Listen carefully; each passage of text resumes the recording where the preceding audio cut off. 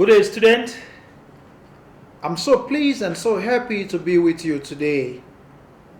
My name is Remy Triumph Edu, your contact tutor for computer studies, ACS, DSE, CS11 and 12.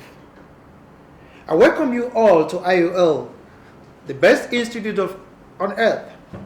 At IOL, as I always say, we teach, others follow. We teach the world to copy.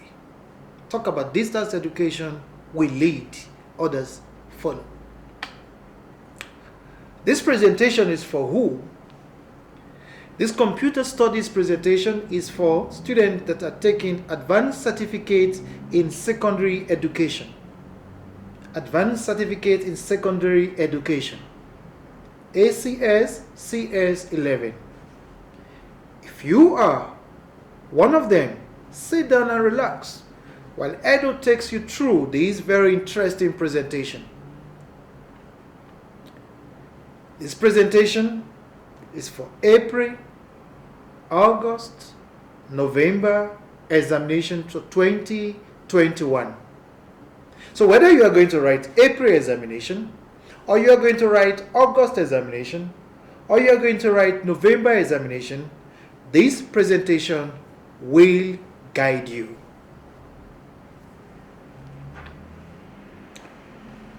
Whew. Are you worried? Are you anxious? Maybe you are worried, Mr. Edo, what will come out in the examination? What will I write? How will the questions look like?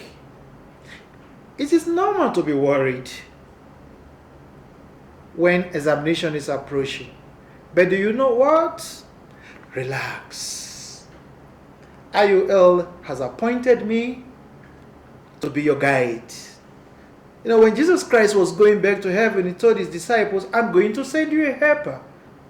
So relax. IOL have told you, relax. Edo is there to help you for computer studies. So I'm going to guide you, just to provide some hints, some clue of how to approach your examination. But take note, this is a guide. It is by no way a scope. We don't give scope to students at the Institute of Open Learning. We expect you to know everything in your study guide. What are some of the general things that will help you? So first of all, in this presentation, I will take you through the general guides. Then I will take you to the specific guide, specifically in computer studies. But first, let us look at the general guides. Number one, by the time the question paper is given to you, you will be expected to answer all your questions. It will be expected that you answer all your questions. Now, some of the things that you must know is that the questions, they are selected from all units of your study guide. All units. So when you prepare, or when you are preparing, do not skip any units. Prepare well for all the units. First thing you should do, remember, you did an assignment at the beginning of this year, either in January or in June. You did an assignment, you passed your assignment, we gave you your assignment booklet back. That assignment booklet, bring it out, review, revise, go through that assignment booklet. Why? Because the examination and the assignment, they have the same format. They have the same format.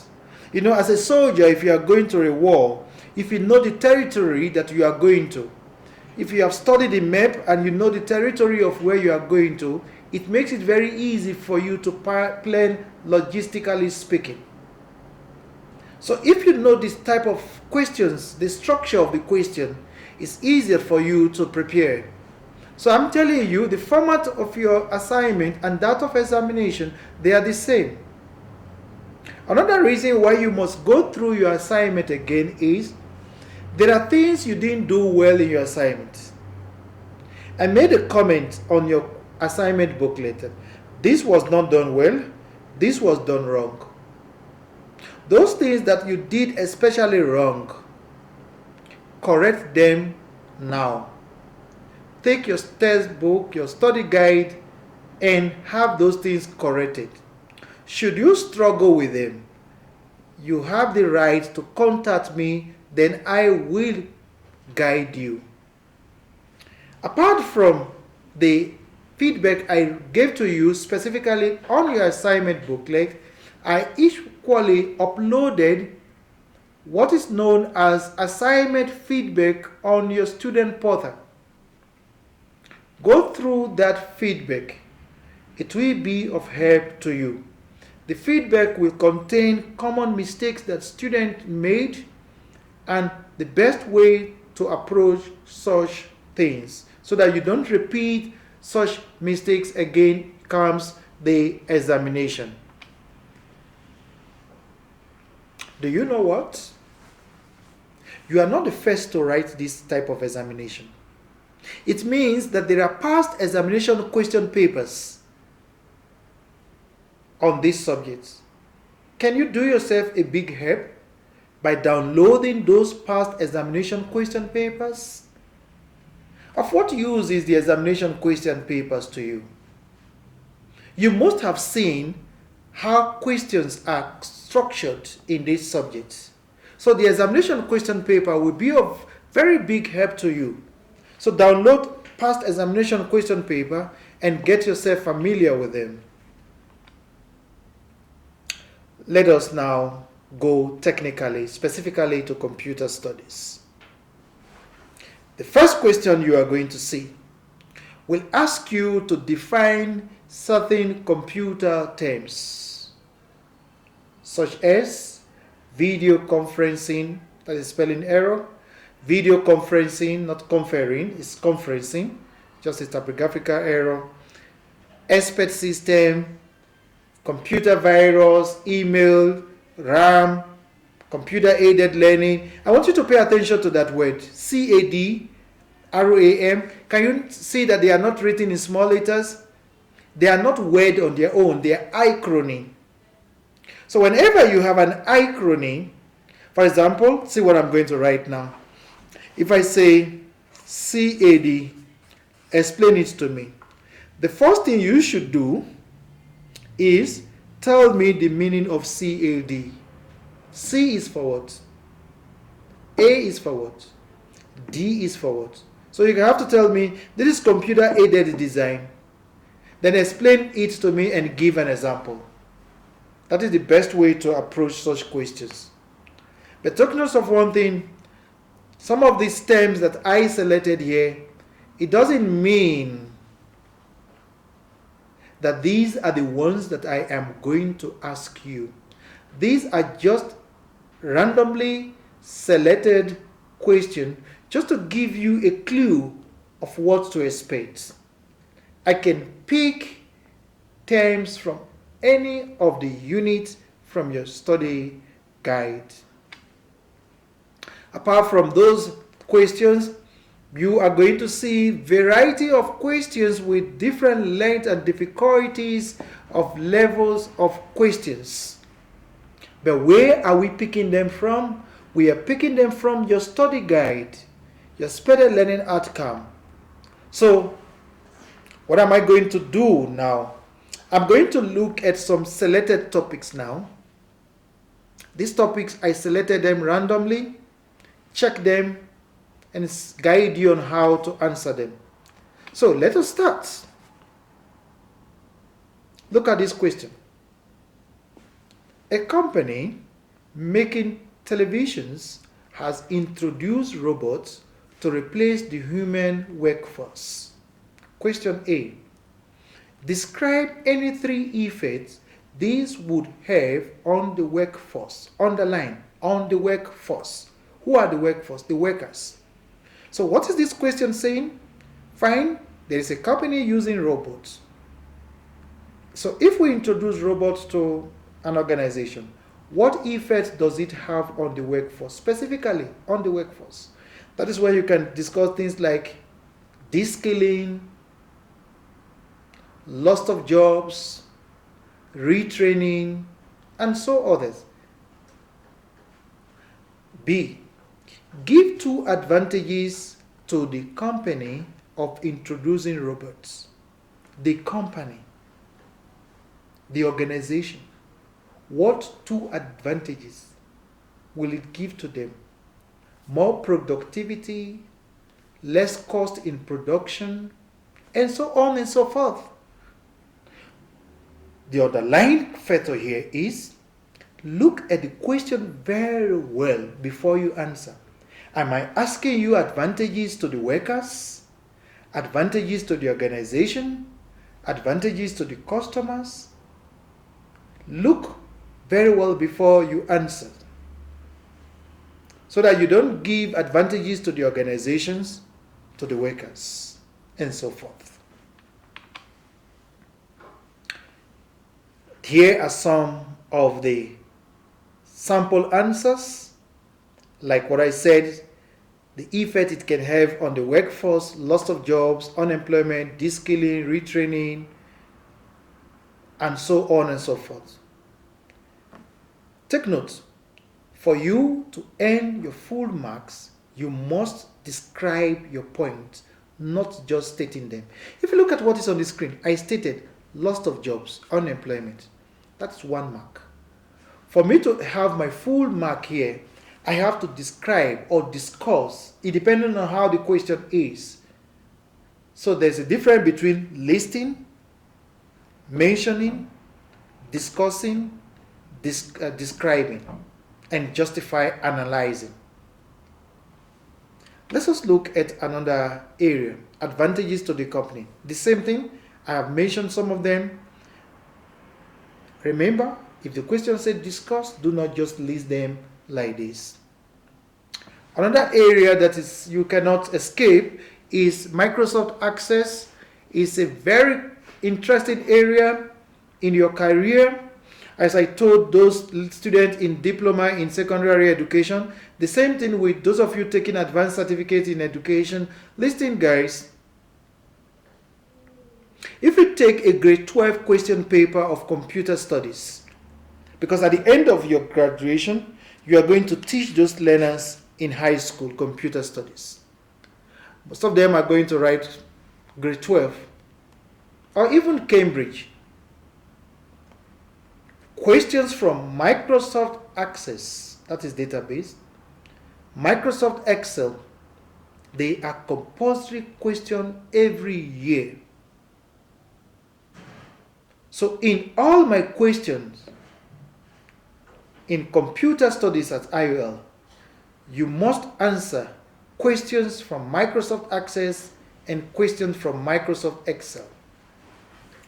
You'll be given a table like this and questions. So the best advice I can give to you here, you see this sample question that I've given to you. Can you try to answer this question and email it to me? I check marking it, then send you back to correct you, just for you to practice before the examination.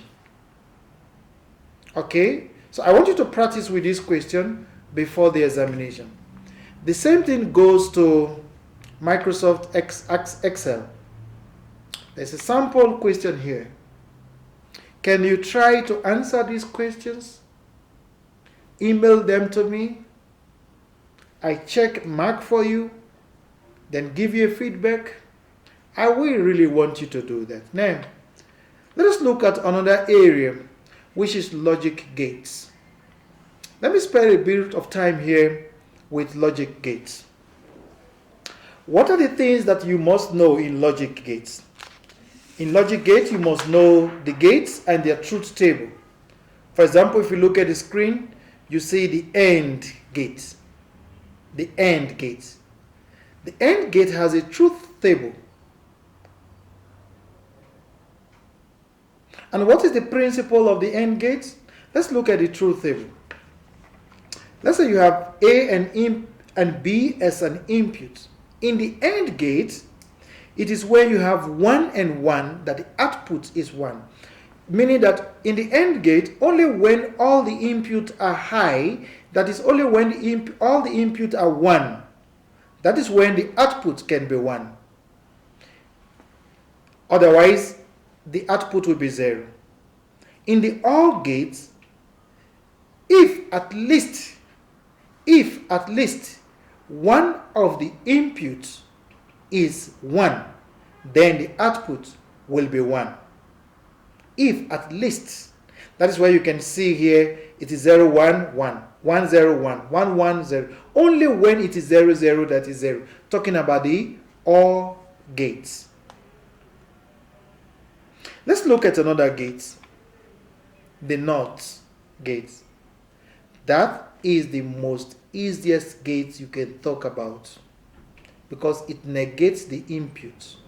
Meaning if your input is 0, your output is 1. If your input is 1, your output is 0. That is the NOT gate. The next one is the NAND gate. Can you see that the NAND gate and the AND gate are almost the same? Just look at it. The NAND gate and look at the AND gate.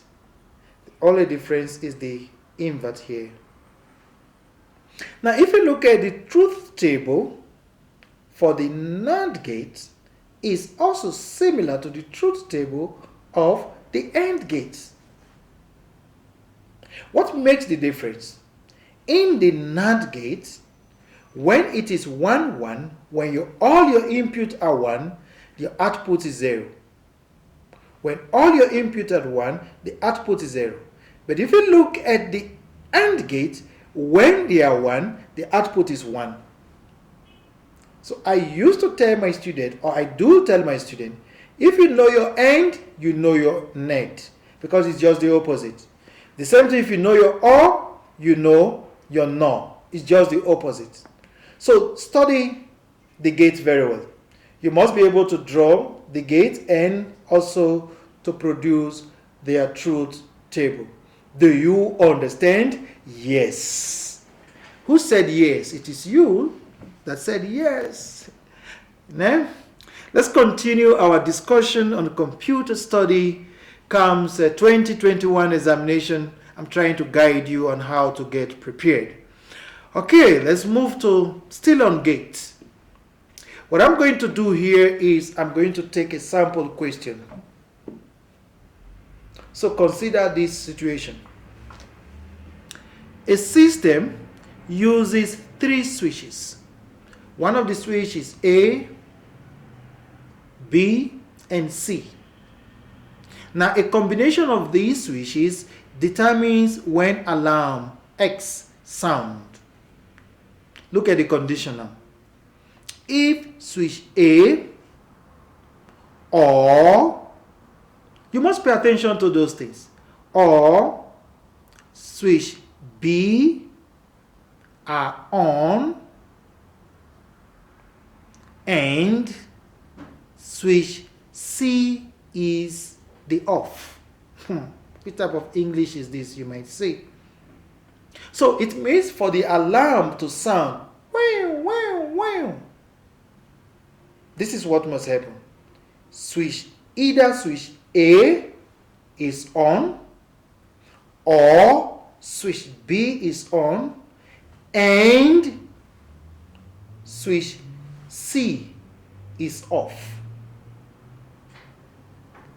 Having read that statement, try and put your statements in a mathematical way. What do we have? Look at what, although it's on the screen, but let me try and write it for you.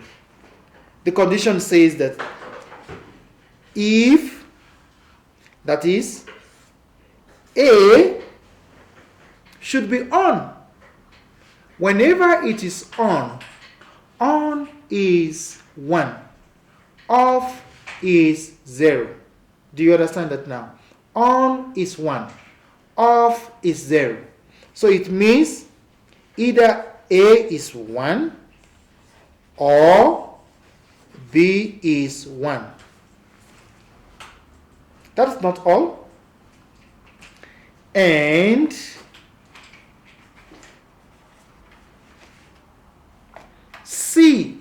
here, it says and C is off, meaning C is 0. Remember I told you on is 1, off is 0.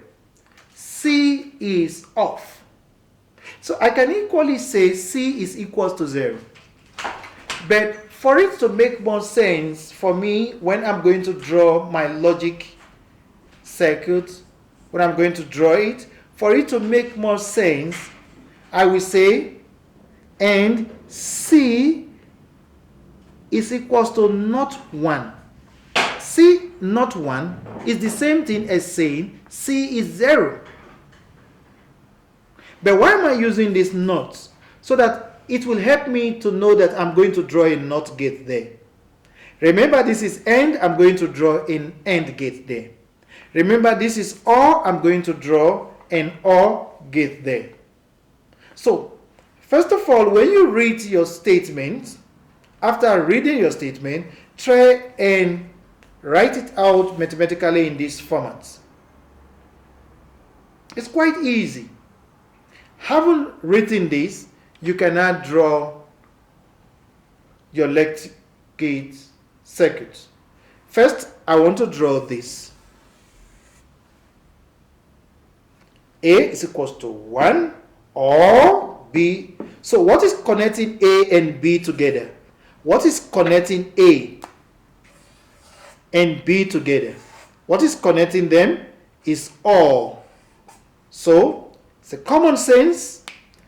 I'm going to use the OR gate there. Can you see that now? Not too very good at drawing. Can you see? So A and B, can you see? A, look at my screen. A and B are connected using what? OR. So here is my OR now. And C, not 1. C, not 1. Meaning I need C here. Remember I can say C is 0. If you look at my statement, if you go back here, it says C is off. C is off, which means C is 0. In other words, C is not 0. C is not 1 rather. So I said C. Can you see that now? So this one is the one represented here. But remember, this one, the whole of this statement and the whole of this statement are joined together with an AND gate. So this one represents this one represents this. So I'm going to have these two joined together with an AND gate, which is this one, to produce the alarm to sound. Wow, wow, wow. It's interesting. You see? Can you see how I draw my gates? So this is my OR gate, this is my NOT gate, this is my AND gate. I am done. Then Mr. Edu can give you your full marks. Wonderful. Alright, it's quite interesting. Nah. Then after that, you cannot write out your truth table. Let me just write for you your truth table. Given your inputs for A, I'm going to write it here. It's quite interesting. So I always say I love my work. I love computer.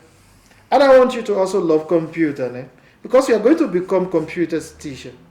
My dear, if you don't love your work, there is no way you will put in your best. It will be like somebody forcing you every day. Okay, so for my first input, remember I have 3 inputs here, A, B, C, right? Good. Quite easy. It's 3 inputs here. So I have 0, 0, 0, 0, 1, 1, 1, 1. 4 zeros, 4 ones. The next one will be 0, 0, 1, 1, 0, 0, 1, 1. Do you understand? Yes. Let me rule it like this so that it can make more sense to me. Alright. Now I have my C, which is the next one. Remember what I did here. 4 zeros, 4 ones. 2 zeros, 2 ones, 2 zeros, 2 1. So the next will be 0 1 0 1 0 1 0 1. Do you understand me now? Good. So what am I going to do next? Remember, let's go to our screen. If you see, A and B comes into this gate to produce an output. So I can have an imaginary variable here. Any variable. I can have any variable here also. So I will call mine D. So I'm going to consider first of all these two, A and B, going inside which gate? The OR gates. Going inside the OR gates. So I'm going to use the truth table for the OR gate to produce my D. And in the truth table for the OR gate, when it is 0 0 0 0 0 0 0 1 1 0 1 1 1 0 1 1 0 1 1 1 1 1 1 1. So I have my D. Now I'm going to have an imaginary, another one for the output of my C. The C, if you remember, the C is a NOT gate that shows that when your input is 0, your output is 1. When your input is 1, your output is 0. Let us go. What is my input here? 0. So my output will be 1. My input is 1. My output will be 0. My input 0, output 1. Input 1, output 0. Input 0, output 1. Input 1, output 0. Input 0, output 1. Input 1, output 0. Clap for yourself. Good. From here, these two are the one that goes into the AND gate to produce our X. Remember it's AND. AND. Remember the truth table? Both inputs must be high or 1 1 before you can have. So 0 0 0 0 1 0 0 0 0 0 1 1, both are ones. High 1 0 0 1 1 1 1 0 0 1 1 1 1 0 0. This is how I get my X that you see on the screen. It's as easy as eating kapana, as I always tell my student. You see, I love kapana. It's very easy to eat kapana. Very easy to solve logic gates.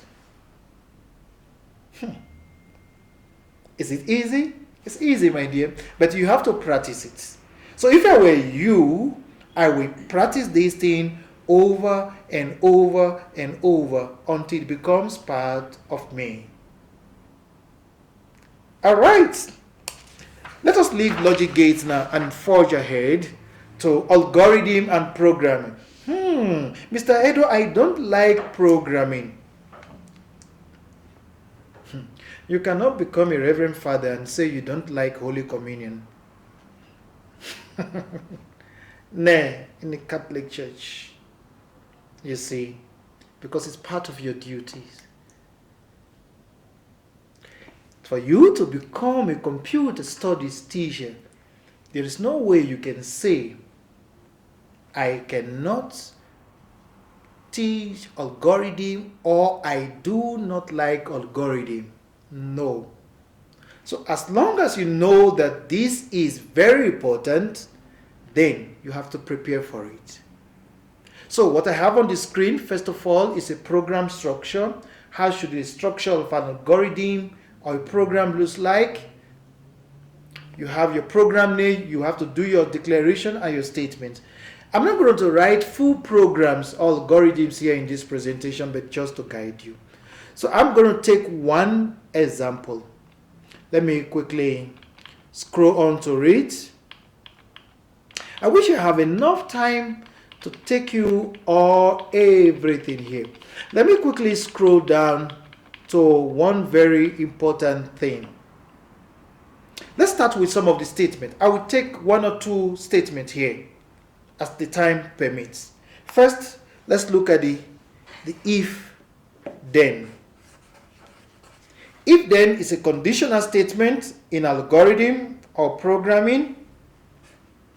If then else is another conditional statement. So in working with the if then, what you must know that it's a conditional statement, means a condition will be written. How does it work?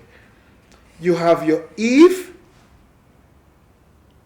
meaning between if and then there is a condition. If there is a condition.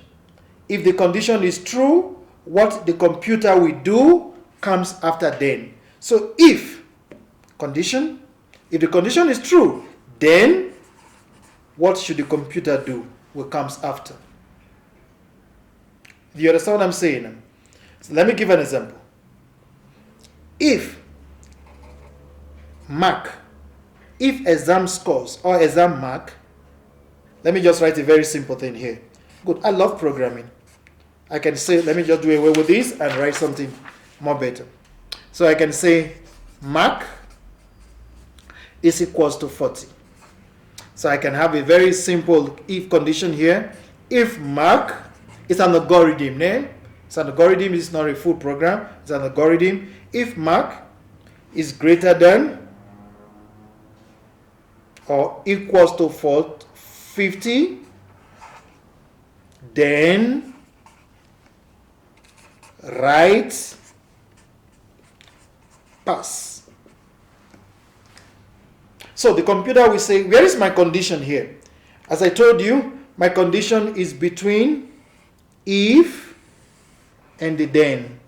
Between if and then is the condition. Between if and then is the condition. So the computer will check if mark, what is mark? Mark is 40. So if 40 is greater than or is equals to 50, then computer write pass. So in this case now, is mark greater than 40, greater than 50? No. So the condition is false. Then the computer will not do this because the condition is false. But if my mark, for example, here is 50, then the condition is true. Then the computer will write pass. So use the if then to create conditions. But the question is, the first thing here is, when I use 40, the condition was false. Then the computer did not write pass. What should the computer write then? If the algorithm says, because it already failed, 40 is not greater or equal to 50, the computer did not write pass, then what should the computer write? That is when you should now come to the if-then else statements, the if-then. So I can modify this by saying else write fail. So if then else. So I can telling computer here, if the mark, which is 40, is greater or equals to 50, then write pass. Else, otherwise, if it is not, write fail. You give an option to read. So go and practice your if then and your if then else. Another statement that I'm going to explain to you again is the looping statement. The looping statement, which is, we have the following. We have the while, do, we have the repeat, until, we have the for, do. These three are looping statements. By the way, what is looping? Looping is when a computer algorithm or program repeats certain instructions over and over. Like for example, you enter into a shop where it is saying, next customer please, next customer please, next customer please, teller number 1, next customer please, teller number 2, next customer please, teller number 4. The question is, when will the computer start saying next customer? Is it going to call 1,000 customers and stop? Now, when you are going to write an algorithm or a computer program and you know already how many times this repetition or the looping will take place, if you know how many times this looping will take place or how many times this repetition will take place, you use for do. So if I know I'm going to have only 500 customers that day, so I can say 4 customers is equals to 1 to 500. So the computer will go next customer, next customer, next customer 500 times and stop. So you use the for do when you know the number of times the algorithm or the program is going to repeat itself. But if you don't know how many times, I don't know how many customers I'm going to have. So what you do is you create a condition in that looping to stop. So I can say, for example, while I can say time is equals to 7. While time is still less than 7, do what now? Write next customer. What am I trying to do here? It's just an algorithm. Okay, I've told the computer my time is 7. While time is still less than 7, please call next customer. So the computer will call next customer, it will come back again. Before it calls next customer, it will check, is this condition still okay? Is the time still less than 7? Because I already presume as a programmer that I will stop attending to customers exactly 7. Once it is 7, the computer should not call any customer. The computer will check, is the time less than 7? Yes, it's still less than 7. Next customer, the computer will check, is it less than 7? Yes, next customer. The computer program now check, is already 7:01. It will not call next customer again. So when you don't know how many times the program is going to loop, you can use while do or use repeat until, but there must be a condition to stop. For example, you can see this repeat until, okay? So I can say repeat what now? Repeat next customer until time is greater than equals to 7. Do you understand that now? So know when to use these 3 programming statements. My beloved student, you have to practice how to write an algorithm. There is no way you will write computer studies examination that you will not be asked to write algorithm. All right, I've given you some sample here. You can go through them to get yourself prepared for the examination. Okay, there are other things like flowcharts. How do you draw flowchart symbols? You must know and practice with so many flowchart symbols. And if you are given a flowchart and you are given a trace table to complete, you must be able to use flowchart to complete a trace table. Beloved student, I wish I spent the whole of the day with you. But unfortunately, we're running out of time. But what can we do? We are still together. Meaning you can send me a question, you can email me a question, I will answer them, and I will guide you, not for me to answer a whole booklet of questions. Don't get me wrong. Contact me, ask me questions, I will answer them. You can email me, you can SMS me, but call me after work. I prefer that, not during when I'm at work. I wish you all the best in your examination. I wish you success. I want you to come victorious and become my fellow computer teacher in the country so that we can develop the Namibian child on ICT. I remain truly yours. Edo Triumph is my name.